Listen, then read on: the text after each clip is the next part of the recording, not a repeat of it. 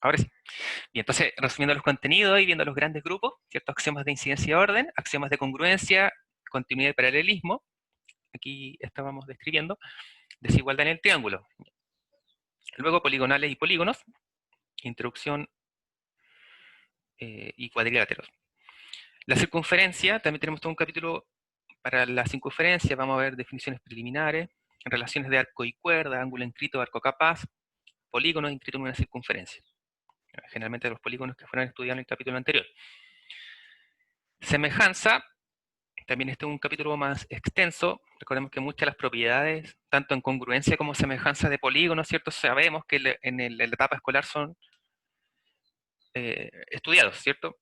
Por lo tanto, es de suma importancia manejar estos contenidos y conceptos. Entonces, semejanza, veremos paralelismo y proporcionalidad, semejanza de polígonos, semejanza en el triángulo rectángulo, aplicaciones del teorema de Pitágoras, aplicaciones de la semejanza a la circunferencia. Y la parte final del programa, áreas, construcciones con regla y compás, poliedros y introducción histórico-matemática a otros modelos geométricos, que serían geometrías no euclidianas.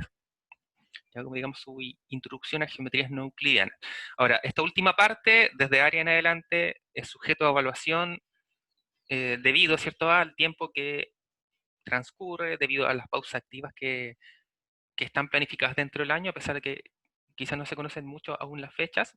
Sin embargo, sabemos que deberían haber aproximadamente entre unas 2 a 3 pausas, considerando la de la próxima semana. ¿Ya? Por lo tanto, quizás ¿cierto? Esta última parte es sujeto a evaluación dependiendo de cómo avanzamos en la primera parte del programa.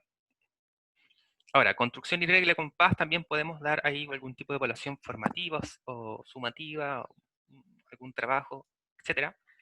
A pesar de que sabemos que con el compás, como mencionaba el profesor Yangi, habían tenido ahí que construir ¿cierto? Un compás de forma rudimentaria, etcétera. Entonces ahí vamos a ver, dependiendo de las situaciones y las herramientas que podemos optar, cómo vamos a desarrollar el trabajo en esa parte. Bien, continuando entonces en el Classroom, entonces, luego de contenidos tenemos la bibliografía. Como bibliografía en cuanto a contenidos, vamos a usar estos 3 textos. El texto de geometría moderna de Moise, el texto de geometría de Clemens y Geometry Euclid and Beyond de Robin Hartshorne. Entonces, estos textos están aquí abajito igual en PDF. Algunos de ellos, ¿cierto?, están de forma física en la biblioteca de la universidad.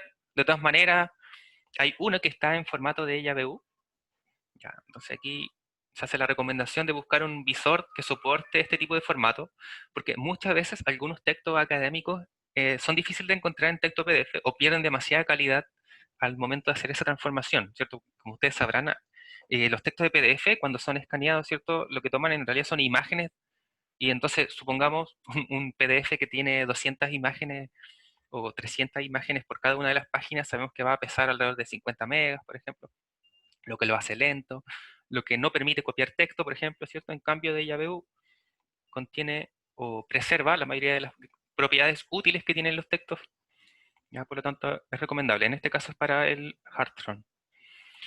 También para los problemas puede ser útil este texto que viene aquí adjunto de la editorial Springer, si no me equivoco, el Sotirios, que es de problemas resueltos y tópicos seleccionados en geometría euclidiana en el espíritu de las Olimpiadas Matemáticas. Entonces, este último texto está orientado para problemas y resolución de problemas que han sido utilizados en Olimpiadas Matemáticas o de geometría. Entonces aquí pueden ustedes encontrar algunos problemas bastante interesantes, sin embargo, les recomiendo no comenzar con este texto debido a su dificultad. Entonces, como está orientada a problemas, generalmente cuando dispongamos de hacer algún ejercicio propuesto en clases, cosas por el estilo, ya ahí vamos a utilizarlo de mejor forma. Voy a mirar estas preguntas, entonces, Esteban. Los contenidos que quizás no se han visto igualmente serán entregados como material de estudio. Sí, en ese sentido, si es que a medida que transcurre el semestre, digamos, vamos alrededor de la segunda evaluación, tercera evaluación por ahí, vamos a ya tener un panorama más claro de cuánto hemos avanzado, de cuánto podemos avanzar y de qué debemos priorizar en cuanto al tiempo que nos queda. ¿ya? Entonces, en ese caso, de todas maneras, se hace una entrega de material de estudio, porque sabemos que ninguno de estos grupos de contenido, ¿cierto?, lo podemos abandonar totalmente porque siempre son de utilidad. A pesar de que sabemos que algunos los podemos pasar un poco más rápidos que otros debido a nuestra cercanía con estos, ¿ya? Entonces, en un principio, como dijimos, congruencia y semejanza, uno generalmente los conoce, uno evaluó, bueno, fue evaluado, ¿cierto?, en la escolaridad o la prueba de selección universitaria, etcétera, algunos problemas de geometría en los cuales uno está relacionado con sus propiedades. Sin embargo, hay que considerar que como es una construcción axiomática, y nosotros partimos desde el vacío. Entonces, cuando comencemos posteriormente ahora en un ratito el inicio de clase, vamos a ver primero métodos de demostración, ¿ya? Y así vamos a iniciar la introducción primero también a la geometría euclidiana, porque hablamos de geometrías y no de geometría a secas, por ejemplo, ¿ya? Y todo esto antes de empezar a construir la geometría. ¿Por qué digo esto? Porque suele a veces, para las primeras evaluaciones, utilizar, por ejemplo, el teorema de Pitágoras, siendo que todavía no hemos visto el teorema de Pitágoras, no lo hemos probado. Es decir, que con los elementos que vamos a estudiar, por ejemplo, para la primera evaluación o dentro del primer mes, Pitágoras todavía está muy lejos de nuestros pensamientos. ¿Ya? Todavía no tenemos los elementos, las definiciones elementales para poder utilizar Pitágoras. ¿Ya? Por lo tanto, cuando hablamos de construcción axiomática es porque partimos desde un espacio vacío, ¿ya? Y en base a eso y al razonamiento, construir la geometría, como la conocemos. Entonces, dentro de todos estos textos, porque siempre hay mucho, ¿cierto? Y la idea no es confundir, sino que por el contrario, el primer texto, el Geometría Moderna de Moise, yo lo recomiendo porque su escritura es bastante cercana a lo que uno espera en una demostración, ¿ya? Es bastante formal, demuestra las propiedades con detalles. Pues, por ejemplo, aquí rápidamente vamos a pasar a una hoja cualquiera para que en un momento tengan una idea. Entonces, por ejemplo, ya, teorema 5.2, todo ángulo tiene exactamente una bisectriz, entonces la demostración está bastante clara, por paso, en español, ¿ya? Por lo tanto es recomendable. Ahora, si vamos a seguir nosotros un orden en cuanto al cronograma de los contenidos, no se presenta ninguno de estos textos. Probablemente, eh, quizás luego, ¿cierto? Vamos a desarrollar, este capítulo vamos a basar en tal texto, o posteriormente. De todas formas, como aquellos que ya pudieron indagar un poco en el trabajo de clase del Classroom, notaron que al final, ¿cierto? El material de clase, en la primera semana, donde estaba también el vínculo para esta reunión, al final está adjunto ya el programa del material que utilizamos para toda esta semana. ¿Ya? Entonces, desde lo que vamos a ver a partir de ahora en adelante hasta lo que pretendemos llegar en la clase del día jueves, ¿ya? Con los primeros teoremas de incidencia. ¿Ya? Entonces, para que usted también pueda adelantarse, ¿cierto? Antes vamos a tratar siempre de tener este material al menos 1 o 2 días previos a las clases, ya para que quien desee adelantarse y tener dudas específicas respecto a un tema, puede en cualquier momento, ¿cierto? Ya sea de forma verbal, activando su micrófono y efectuar su duda y su pregunta, o en chat, ¿ya? Entonces también hacemos la recomendación y la observación y dejamos bastante hincapié en esto, chicos, de que por favor no se sienta molesto de interrumpir en cualquier parte del avance de la clase para aclarar una duda, ¿ya? O si, no sé, necesita que se repita alguna cosa, por X razón, ¿cierto? Porque a veces sabemos que tanto porque nosotros no comprendemos o por razones técnicas, por ejemplo, ¿cierto? Digamos, tuvimos una baja de latencia en el internet y se escuchó esa voz un poco robótica entre medio, ¿cierto? Entonces a veces me pongo en parte de los estudiantes y supongo que uno va a decir, bueno, fue problema de internet, entonces después voy a revisar la grabación, ¿cierto? Pero sabemos que muchas veces las cosas quedan ahí en la idea, en el plan, y no las concretamos, por lo tanto, si, digamos, va a tardar un par de segundos, un minuto a lo más en volver a reexplicar algo que dijimos, no hay ningún problema por eso, ¿ya? Así que para que sientan total libertad. De otra manera, si desea también hacer sus dudas de forma más privada, mediante el correo electrónico no hay ningún problema, puede preguntar a la hora que sea, yo responderé siempre y cuando pueda y esté conectado cerca del computador, ¿ya? Así que si no le respondo, digamos, en un día o algo así, no se sienta mal, es simplemente que estaba demasiado ocupado. De la misma manera como puedo responder un sábado a las 2 de la mañana sin problema, ¿ya? Así que eso depende de la disponibilidad. De otra forma, para terminar con la configuración del Classroom, en el plan de evaluación se entrega el plan de evaluación que señalamos que está sujeto a modificación, ¿ya? Porque las directrices que fueron entregadas hace muy poquito de la Facultad de Ciencia han pedido modificar un poco la forma de evaluar, ¿ya? Entonces, de todas maneras vamos a guardar estas fechas de forma tentativa, ¿ya? Pero sujeto a modificación, una, por las fechas, porque probablemente, si no me equivoco, de hecho, el certamen uno que está aquí calendarizado para el 22 de octubre, em, cae en una pausa activa. No estoy completamente seguro, pero me parece que así era, ¿ya? Entonces, de todas formas, va a tener que ser sujeto a evaluación. Pero, para tener una idea en cuanto a fechas, ¿ya? Porque en el mejor o en el peor caso van a modificarse una semana más o una semana menos cada una de estas evaluaciones con tal de cumplir con todo el panorama, ¿ya? Entonces, en primera instancia, la configuración era tener 2 trabajos grupales, 4 controles y 3 certámenes. En cuanto a ponderación de cada una de estas, el total de los certámenes hacen un 65%, el trabajo grupal es un 15% y los controles un 20%. Entonces ahí, digamos, el promedio de los controles un 20% y así sucesivamente, ¿ya? O hace la distribución que ahí corresponde, ¿ya? Nuevamente sujeto a modificación. Eh, de otra forma, también aclaramos que la mayoría de las evaluaciones son de carácter asincrónico, ¿ya? Es decir, no es necesario que estemos todos conectados a la misma hora mientras desarrollan su evaluación y así la envían, ¿ya? Es decir, se libera tanto en Classroom como vía correo electrónico la prueba, tienen una cantidad prudente de horas para desarrollar y adjuntar, ya sea nuevamente en Classroom o vía correo electrónico. Generalmente vía Classroom es mucho más cómodo para todos porque pueden recibir ustedes también algo de retroalimentación respecto a sus evaluaciones, ¿cierto? Porque como ya han visto, espero, en asignaturas anteriores, eh, podemos taguear y dejar un comentario justamente en el lugar de la imagen, por ejemplo, ¿cierto? Si es que lo adjuntan vía imagen o bien vía PDF, ¿cierto? Como es solo un texto, en ese caso ahí no hay mayores complicaciones. Bueno, eso en cuanto a las evaluaciones. Y lo último es que, dado de que muchos de ustedes, la verdad yo desconozco su situación en particular, pero me imagino que no se conocen mucho entre todos, porque, digamos, no han estado físicamente en una misma sala, ¿cierto? Y todo lo que conlleva la normalidad, ¿cierto?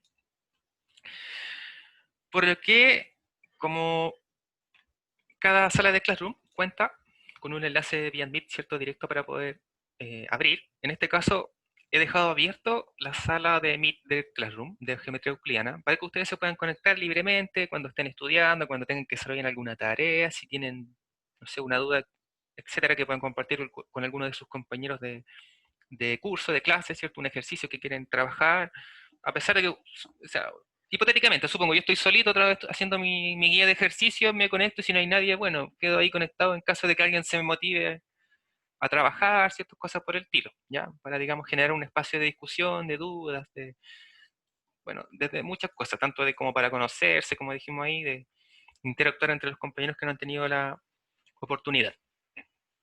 ¿Ya? Entonces eso va a estar abierto generalmente todo el tiempo, las 24 horas del día. Quizás de vez en cuando voy a hacer una visita esporádica para ver si es que lo usan o si es que están trabajando, si es que tienen alguna duda también, etcétera, ¿ya? O nos podemos citar también, por ejemplo, profe, tengo una duda de tal ejercicio, podría sumarse al Meet, ya. Ya todo eso siempre es conversable y la idea es que sea de forma participativa y bajo el gran eslogan, ¿cierto? La unión hace la fuerza. Bien, entonces eso respecto a el uso del Classroom, ya nuevamente aquí en Tablón siempre serán actualizadas la mayoría de las noticias, las evaluaciones también, las calificaciones y todo eso, ¿ya? Profesor, Sí, no sé si puedo hacer una consulta. por supuesto, Mire, yo soy nueva con los chicos porque ellos son más jóvenes que yo. Yo ¿ya? ya estoy ya viejita ya en la carrera, pero yo tengo unas dudas porque lo Sí, por escuchaba supuesto. hablar referente a pausa. ¿A qué se refiere? ¿Se ocupa este año esa palabra? Ah, sí, Pausa. tienes razón. Lo que pasa es que durante el primer semestre se originó esta iniciativa de generar pausas, se le llamó pausa activa durante ciertas partes del año para ¿Ya? evitar el desgaste físico, emocional, técnico, etcétera, de todo lo que lleva a hacer clase online, porque, por ejemplo, ahora estamos todos fresquitos, comenzando nuevamente el segundo semestre, ¿cierto? Pero ya en un mes estamos todos súper agotados. ¿cierto? La exposición Ya. continua, estar al computador, estar sentado, tener que hacer además las tareas y estudiar de la misma forma, después de un cierto tiempo, es bastante desgastador. Y para compensar estas situaciones, la universidad en su primera instancia, el primer semestre, configuró estas pausas activas que constan de una semana en algunos periodos del año o del semestre. Ah, ya. ¿Ya? Igual que en los colegios, porque yo Claro, también trabajo en un colegio, entonces pasa lo mismo, ¿eso? exactamente, exactamente. Ah, ya, Ya, perfecto. es exactamente la misma iniciativa. Entonces, por lo que yo conozco, actualmente la única que ha sido informada de forma oficial es la del 14 al 17, si no me equivoco, de septiembre, que es la próxima semana. Ah, ya, ahí no hay Ahora, nada de clase. claro, ahora, por ejemplo, lo mismo, los que no son nuevos ya saben que la característica de la Universidad de Valparaíso es que siempre la semana del 18 no hay clases, ¿cierto? Entonces, esta no es una Ujú. excepción, ¿ya? Es decir, la próxima semana es un receso, que no cuenta como pausa activa, si no me equivoco, porque la idea de las pausas activas es que, a pesar de que no hay clases, tampoco es como que fuese vacaciones o receso. Ya. Supongamos así, el estudiante que aún desea conectarse con el profe, por ejemplo, para repasar algunas cosas, es- está abierta esa posibilidad. Ahora, la idea es descansar y desconectarse un poco de toda esta carga Sí. del semestre, ¿cierto? Y que es muy útil para todos. Ahora, en esta segunda parte del semestre, para los del primer semestre que ya lo vivieron así, muchas veces era un arma de doble filo, ¿cierto? Porque después de la pausa activa venían las pruebas. Entonces, ahora por directrices se trata de configurar al revés, que la pausa sea después de las pruebas. O al menos a nosotros se nos Ah, solicita que las pruebas las configuremos antes de la pausa, y no al revés. Y tiene mucho sentido, ¿cierto? Porque la pausa uno la necesita para reponerse después de la guerra, digámoslo así, y no al revés, po, ¿ya? Entonces, al menos nosotros vamos a tratar de contemplar eso y de fijar las pruebas cerca de las antes, digamos, previo a estas fechas de pausa activa. La única que yo conozco, que tampoco es formalmente asegurada, pero me parece que va a ser en esos días, es en octubre, entre el 19, voy a mirar el calendario, entre el 19 y el ya. 23 creo. Eh, yo supongo que va a ser oficializado mediante correo electrónico para cada uno de ustedes, tanto como para nosotros, pero al menos así de voz en voz, digamos, se nos ha hecho conocer eso para considerar nuestras planificaciones de clase. ¿Ya?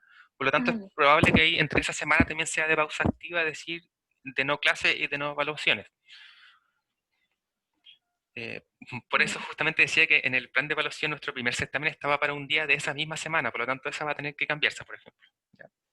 Pero Ya. ahí una vez se oficialice esa información, eh, actualizaremos el documento con la fecha que corresponde. Profe, lo otro, anda aprovechando el tiro también. Sí, por supuesto. ¿Por qué se cambió el horario del día martes La a verdad no, las 12 a 1:30? la verdad no tengo idea, pero me lo pidieron. Ah, ya. Sí, el semestre pasado era al revés. Era el lunes a las 12 y el martes a las 2:30 y me pidieron permutarlos. Yo supongo que alguna otra asignatura tenía algún problema o algo así, no tengo idea. Ah, ya. Pero si, por ejemplo, si todos los chiquillos se preguntaran y todo eso, ¿se puede hacer más tarde? O sea, ¿usted tiene problemas en todo ¿Cuál? eso? El martes. Los días martes, y si es que los chiquillos tampoco no se oponen. Yo por mi parte no tengo problema. Por ejemplo, podría ser a las 2:30 el martes, pero no me acuerdo la Que si disponibilidad. tienen algún ramo que les choque igual a los chiquillos, eso, porque yo es el único ramo que tengo, pero Ya. depende igual Profe, de ellos. yo igual tengo un problema porque esta clase de hoy, el día de hoy, tengo choque de horario porque tengo la primera práctica inicial en ¿Ya? este horario. Afortunadamente, el día de hoy el profesor no pudo estar presente, así que se va a continuar con el día miércoles. Pero de todas formas, también quería saber si ustedes podrían, obviamente con el consentimiento de los chiquillos, si alguien puede, hacer un cambio de horario Ya. el día de hoy, El, antes lo posible. Los martes. Entonces eso Sí. sería para el Los lunes. lunes, Ya, para y los lunes y los Alicia martes. para el martes. Pero sí es que se puede si uno está a lo que Sí, digan los demás. bueno, voy a ver en realidad, porque al menos a mí me pidieron un cambio de horario, y dentro de ese cambio de horario venía muy difícil ajustar el horario por la capacidad que tenían los estudiantes en base a su horario. Ah, Justamente, de hecho, eso es lo que voy a tratar de mirar para ver si podemos construir rápidamente, digamos, entre más o menos todos. Yo no sé Sí, si igual, este será el oficial. del horario.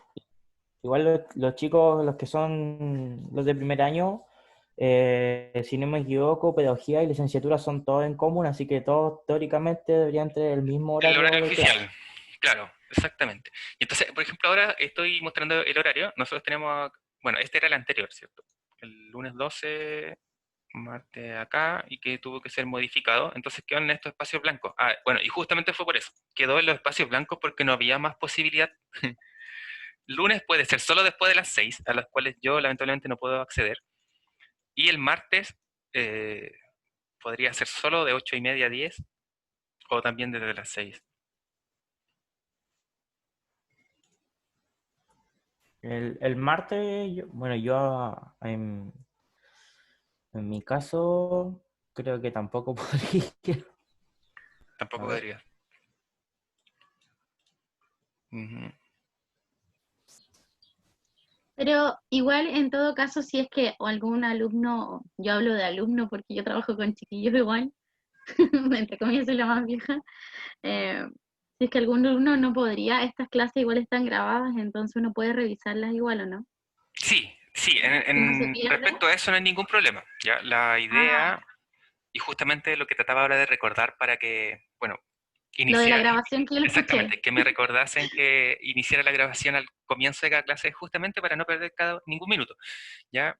La idea, que al menos así lo hice en el primer semestre, fue guardar un repositorio de la grabación de todas las clases en un canal de YouTube. Así ustedes pueden acceder a la lista de reproducción y está el curso completo al final del semestre. ¿Ya? Generalmente, a lo más tardar me voy a tardar 2 días en mandarle el vínculo de YouTube, porque como sabrán, en Zoom tiene que codificar, después te lo guarda en video, son grabaciones de aproximadamente 1 hora, después hay que subirlo a YouTube y todo ese tema.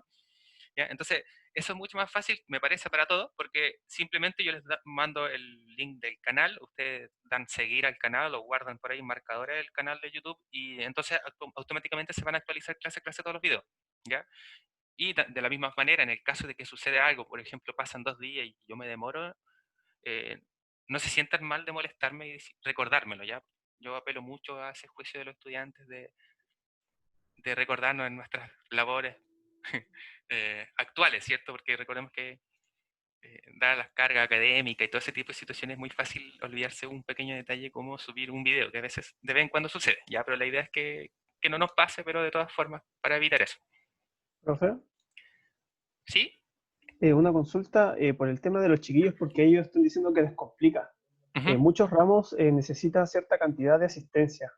Aquí, ujú. ¿cómo sería la asistencia como para que ellos no les afecte?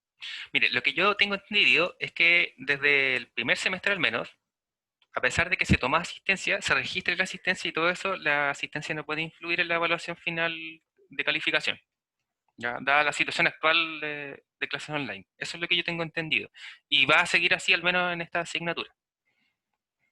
Ah, ya, profe, eso era como para que no les afecte a los chiquillos, quería preguntar. Sí. De todas formas, siempre se apela, ¿cierto?, el juicio tanto de responsabilidad como de participación en clase, de que se conecten a la hora que corresponde, digamos, porque en un principio sabemos, ya, digamos, tenemos la experiencia del primer semestre de que a veces en un principio, las primeras 2 semanas, todos llegan a la hora y todo, y ya después prefieren ver la grabación, ¿cierto? Ahora, ¿cuál es la iniciativa, además de eh, subirles el material con anterioridad? Es que usted pueda adelantarse un poquito y llegar con dudas, porque recordemos que la idea de estas clases es que no sea solo expositiva, porque si fuese así, yo solo grabo un video solo en la noche y se los mando nomás. Entonces, la idea es las dudas, las preguntas, ¿cierto? Esa retribución que debería haber en una clase, las consultas, que a veces nos desviemos del tema, eso es lo que uno espera como profesor que sucede. ¿Ya?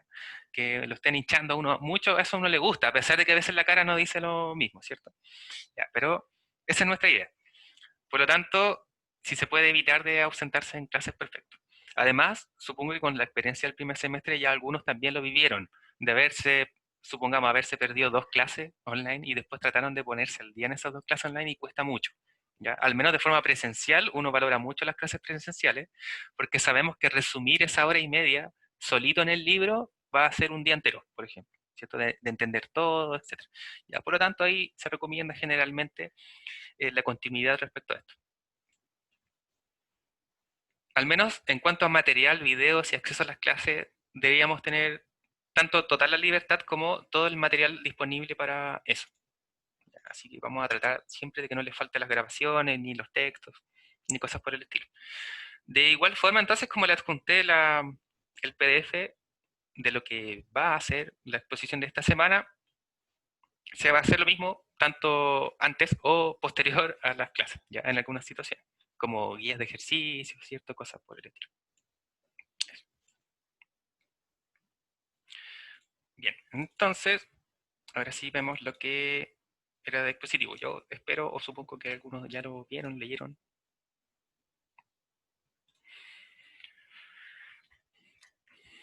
Ya, entonces tenemos el outline de lo que vamos a ver hoy. Vamos a seguir ahí con descripción del curso.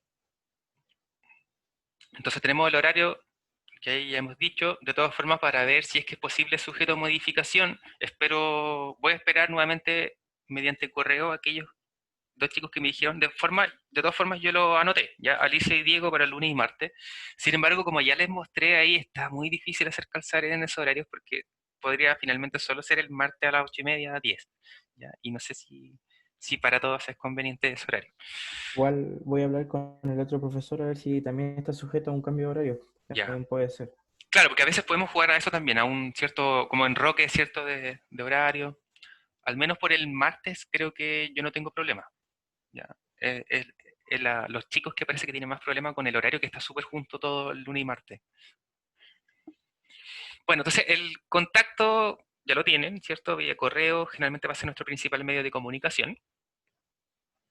Si no, de todas formas nos pueden encontrar en el Instituto de Matemáticas. Sabemos que esta no es la situación, así que mediante correo será el medio oficial. La literatura ya se la mostré y está lista para acceder en vía Classroom. Recordemos también ahí se hace la observación y la mención que si le gustó mucho el texto, compre el original, ¿cierto? Digamos, no podemos apoyar esta situación, ¿cierto? Sabemos lo que significa. Entonces, como programa de asignatura, nuestra primera parte, o digamos priorizado, va a ser los métodos de demostración que vamos a comenzar, que es lo que vamos a ver esta semana, y los axiomas de incidencia, que son muy poquitos, y orden. Y posteriormente, congruencia, continuidad, paralelismo, polígonos, poligonales, circunferencia, semejanza y áreas, ¿ya? Y lo que alcanza.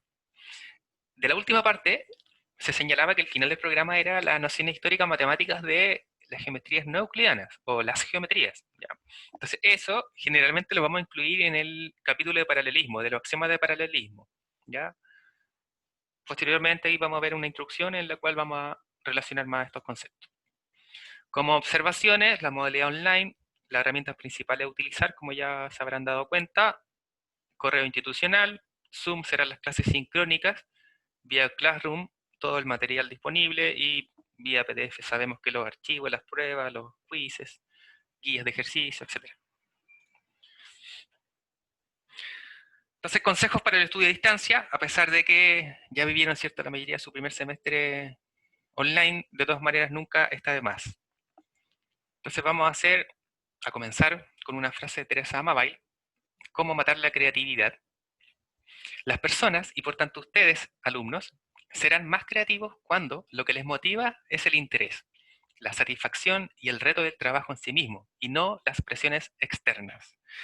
Entonces, más o menos, podemos tener una noción, ¿cierto?, bastante sencilla de lo que puede significar esto para cada uno de nosotros, dada la situación. Entonces, 3 claves que funcionan reiteradamente para conseguir la motivación y el camino hacia un mejor rendimiento, vamos a clasificar en autonomía, maestría y propósito. La autonomía nos permite acomodar el hecho de que no todos aprendemos de la misma forma.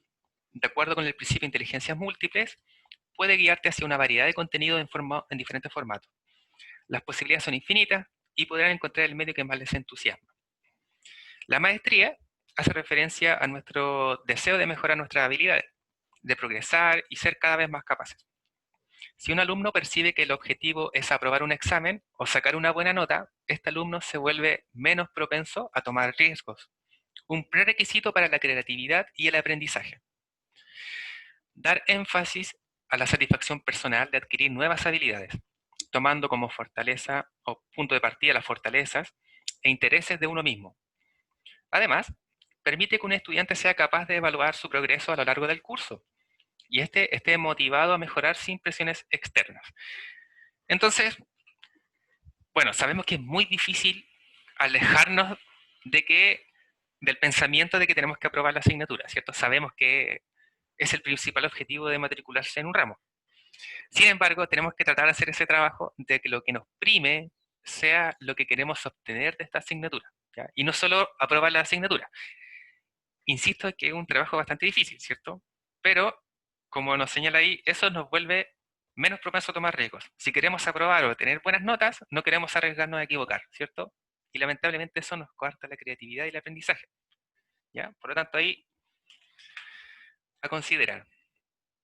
Para entender el propósito, los alumnos trabajan mejor cuando comprenden cuál es el propósito detrás de un proyecto del aula y especialmente ven su utilidad dentro de su futuro profesional. O sea, intentar explicar a un alumno por qué debe aprender a hacer derivadas en matemática cuando desea ser pianista puede ser una misión imposible. Y como futuros profesores de matemática sabemos mucho de esto, ¿cierto? Sabemos que alrededor de un 70% de la clase va a odiar matemática, ¿ya? Y lo vamos a decir con estas palabras, odiar matemática. Uno dice matemática y al tiro se tapan los oídos. Bueno, sabemos que al parecer este no es nuestro caso, ¿cierto? Están aquí para ser futuros matemáticos, futuros profesores de matemáticas, por lo tanto, suponemos que el estudiar un curso de geometría no debería ser cuestionable. Bien, entonces, vamos a ver como introducción ya, histórica a la geometría euclidiana, esperando que este breve, no sé, digamos, inicio motivacional respecto a la asignatura y cómo contemplar las clases a distancia sea de utilidad. Ahí les puede, de todas formas, ¿cierto?, leer con mayor detalle cuando tenga el tiempo disponible.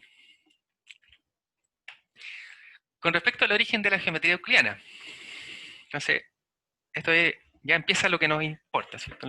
Nos interesa más. A ver, que no me pase mucho en la hora. Bien, siempre que se habla de geometría, o siempre se habla de geometría como si hubiera una sola, ¿cierto? De hecho, geometría, y no geometrías. Lo que los matemáticos llaman geometría euclidiana.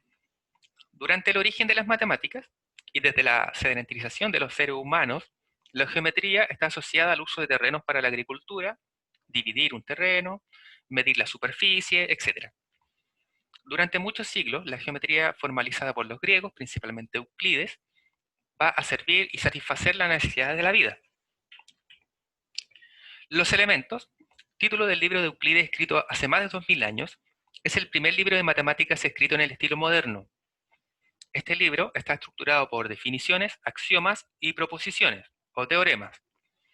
Así comienza por establecer las relaciones entre puntos, rectas, el plano, donde el plano es un conjunto de puntos, las rectas también son un conjunto de puntos, pero las rectas están incluidas en el plano. Euclides hace las demostraciones de las 28 primeras proposiciones utilizando solamente los 4 primeros axiomas, pero necesita el quinto axioma para demostrar la 29ª proposición, el quinto postulado de Euclides, más conocido como el postulado de las paralelas. Poco a poco, los matemáticos que se interesarán en la geometría griega se van a interrogar sobre las dudas de esta, las bases de esta, y sobre la relación con el mundo físico. Es solamente en el siglo XIX que Gauss, descubrimiento no publicado por él, y enseguida, independientemente por James Boiley y Nicolau Lobachevsky en el 1823, se dieron cuenta que pueden construir modelos de geometría consistentes, no contradictorios, sin utilizar el quinto postulado. Entonces podemos observar ahí en la imagen estos 3 tipos, digamos, los más referenciales de geometría. Geometría euclidiana, representada generalmente por un plano, geometría esférica, relacionada con Riemann, y hiperbólica, generalmente relacionada con Lobachevsky. Entonces, por ejemplo, una de estas aplicaciones o efectos secundarios de estas geometrías, por ejemplo, tenemos un plano con curvatura 0, ángulos internos del triángulo que suman 180, y paralelas que nunca se intersectan o cortan. Esta es la geometría que conocemos y que vamos a estudiar en este curso. Por otro lado, la esfera tiene curvatura positiva, los ángulos internos de un triángulo sobre esta superficie suman más de 180 grados, las paralelas siempre se intersectan. Por otro lado, y finalmente, una silla de montar, que generalmente es la representación local de la geometría hiperbólica, tiene curvatura negativa, los ángulos internos suman menos de 180 grados en un triángulo, y existen un número infinito de paralelas a una recta dada, que pasa por un punto fijo. Ya, entonces recordemos que, como decíamos, en base a negar el quinto postulado de Euclides de las paralelas. Posteriormente lo vamos a conocer, pero aquí ya hacen una noción respecto a eso, ¿cierto? Que las paralelas nunca se cortan. Esto da lugar a varios modelos de geometría. La geometría esférica o de Riemann, geometría hiperbólica o de Lobachevsky, geometrías finitas, geometrías vectoriales, geometría afín, algunas de ellas quizás estudiarán ustedes a lo largo de la carrera, y más generalmente geometría diferencial y geometría algebraica para aquellos que contemplen el plan de licenciatura. Ya van a estudiar algo de geometría diferencial si es que es de su agrado el análisis. O geometría algebraica, que actualmente, ¿cierto?, está en boga en cuanto a la investigación. También aquí, al ladito de esto, dejo un vínculo. ¿Ya? Eso lo voy a dejar para que ustedes lo vean en su casa, en sus momentos. Justamente resumiendo lo anterior, la negación del quinto postulado, es bastante cortito, unos 5 minutos, y es muy ilustrativo, así que se los recomiendo. ¿Ya? Y teoría deductiva. Entonces, como nuestro primer objeto de estudio es las demostraciones, y en los métodos de demostración, vamos a recordar estas cosas de teoría deductiva, que por lo que me han señalado ya algo, ¿cierto?, vieron en el primer semestre, tuvieron ya nociones de demostraciones y todo esto. Y como hemos reiterado que es el fuerte de este curso, las demostraciones, entonces vamos a iniciar con respecto a el trasfondo de esto. Un sistema axiomático es la forma acabada que toma hoy una teoría deductiva. Es un sistema donde todos los objetos o los términos no definidos y las proposiciones no demostradas se enuncian explícitamente, siendo estas últimas fijadas como hipótesis a partir de las cuales pueden construirse las demás proposiciones del sistema, siguiendo unas reglas lógicas perfectas y expresadamente determinadas. El encadenamiento lógico que se hace a partir de las hipótesis constituye la demostración. Mediante la demostración, se establecen nuevas proposiciones o relaciones entre los objetos a partir de las relaciones dadas como los axiomas. Luego, se hace necesario nombrar o definir los nuevos objetos que verifican estas propiedades. Es así como la demostración y la definición corren de la mano. Definición y demostración son en consecuencia las dos operaciones fundamentales mediante las cuales se desarrolla una teoría deductiva. Dentro del desarrollo axiomático griego, las nociones y principios se construían con fundamentación en el mundo exterior, es decir, se pretendía que los axiomas respondieran a la realidad y fueran, asimismo, autoevidentes. Este tipo de axiomáticas se han denominado genéticas o materiales. Aquí, los axiomas tienen un contenido y un sentido. Sabemos que esto se aleja un poco actualmente de la matemática, ¿cierto? Vemos que la matemática moderna es cada vez más abstracta y lejos de la realidad. ¿Ya? Entonces, recordemos que el pensamiento griego estaba muy lejano a lo que significa la ciencia moderna. La mayoría de las cosas eran deductivas, ¿cierto?, en base al razonamiento. Y simplemente eso bastaba para ser verídico. Sabemos actualmente que una teoría deductiva en la ciencia requiere comprobación, ¿cierto? Bueno, todo lo que contempla el método científico. En la geometría desarrollada por Euclides, los términos primitivos son punto, recta, relaciones de incidencia, orden y congruencia. Tienen un contenido material e intuitivamente evidente. Sin embargo, en el desarrollo de su fundamentación se prescinde de este desarrollo material e intuitivo. En oposición a la axiomática material, se estructura lo que se ha denominado un sistema axiomático formal, en el cual los elementos primitivos carecen en absoluto de contenido y son las piezas de un puro juego sin sentido material en sí mismo. El sentido viene definido implícitamente por las reglas del juego, construidas por los axiomas y las reglas lógicas de la demostración. En un sistema formal, los axiomas no tienen características de autoevidentes, son simplemente premisas, puntos de partida para el desarrollo de resultados posteriores. En este sentido, de las proposiciones que se concluyen de los axiomas por medio de las reglas lógicas, diremos que son formalmente válidas, es decir, que existen una afiliación lógica entre los axiomas y dichas conclusiones. De otra manera, podemos entender la verdad matemática como una verdad implicada, donde el antecedente está constituido por los axiomas y el consecuente por las conclusiones. En síntesis, una teoría deductiva bien estructurada debe cumplir con las siguientes condiciones. 1. Enunciar explícitamente los términos primitivos o primeros, con ayuda de los cuales se propone definir todos los otros. Y 2. Enunciar explícitamente las proposiciones primeras, con ayuda de las cuales se propone demostrar todas las demás. Estas proposiciones se denominan axiomas. La elección de estas proposiciones llamadas axiomas es en gran medida arbitraria, dependiendo en gran parte de los gustos del autor que está desarrollando la teoría, o en general, el autor busca que sean simples y no demasiado numerosos. Los axiomas deben verificar a su vez tres propiedades. Consistencia. Se refiere a que no hayan dos teoremas deducibles a partir de los axiomas y sean contradictorios. La suficiencia se refiere al hecho de que todo teorema sea deductible a partir de los axiomas y solo de ellos. Y la independencia. Por razones de economía, también es deseable que sean independientes, es decir, que ninguno de ellos se deduzca de otro. Las dos primeras, consistencia y suficiencia, son imprescindibles en una teoría deductiva, y la independencia es deseable. Es decir, la condición de independencia entre los axiomas no es requisito indispensable en el desarrollo de una teoría axiomática. Simplemente asegura que la teoría tenga el mínimo de supuestos teóricamente necesarios. En la práctica, esta condición no se respeta, ya que no introduce contradicciones y permite agilizar el desarrollo de la teoría. Sin embargo, sabemos que en matemática, en física, ¿cierto?, la teoría más hermosa, más bella, es la que tiene menos proposiciones, ¿cierto? Por ejemplo, sabemos que la teoría de la relatividad es tan famosa porque tiene dos proposiciones, ¿cierto?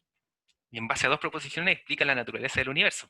Entonces, notemos que a pesar de que la independencia es deseable, es un plus bastante importante para la fama de una teoría, por ejemplo. En síntesis, una teoría deductiva bien estructurada debe cumplir las siguientes condiciones. Ya, estábamos en la 2. La número 3 es que las relaciones establecidas entre los términos sean únicamente lógicas, permaneciendo independiente el sentido concreto que pueda darse a estos términos.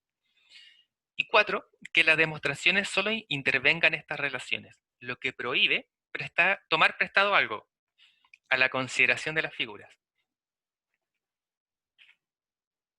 Bien, y con eso terminamos entonces lo de la teoría deductiva. Para los métodos de demostración vamos a comenzar a partir de la siguiente clase, que es mañana, sí, a las 12. Entonces ahí va a haber métodos de demostración, directo, indirecto, algunos ejemplos de esto, y posteriormente comenzar con los axiomas de incidencia. Y idealmente para el jueves terminar eso, ¿cierto? Y después ya empezar con axiomas de incidencia y orden propiamente tal a partir de la vuelta del 18, ¿cierto? Que ya sería el 20, si no me equivoco.